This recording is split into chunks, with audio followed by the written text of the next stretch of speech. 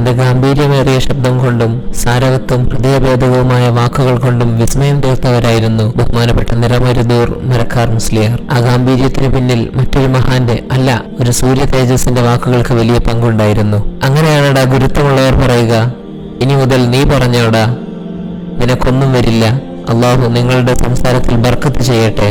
1989 ദൗർഭാഗ്യകരമായി സമസ്ത പുലരുകയുണ്ടായപ്പോൾ കാരത്തൂരിൽ മഹാനായ ശംസുൽ ഉലമ ഉദ്ഘാടനം ചെയ്യാനിരുന്ന ഒരു വേദിയിൽ ശംസുൽ ഉലമയുടെ കീഴിൽ അഹ്ലുസുന്നത്ത് വൽ ജമാഅത്തിന്റെ മാർഗത്തിലായി ഏവരും ഒരുമിച്ച് കൂടണമെന്നതിന്റെ പ്രാധാന്യത്തെ അറിയിച്ചുകൊണ്ട് ബഹുമാനപ്പെട്ട മരക്കാർ മുസ്ലിയാർ നിർവഹിച്ച ഒരു പ്രസംഗത്തിനുടനെയായിട്ട് ശംസുൽ ഉലമ പറഞ്ഞ വാക്കുകളാണിവ.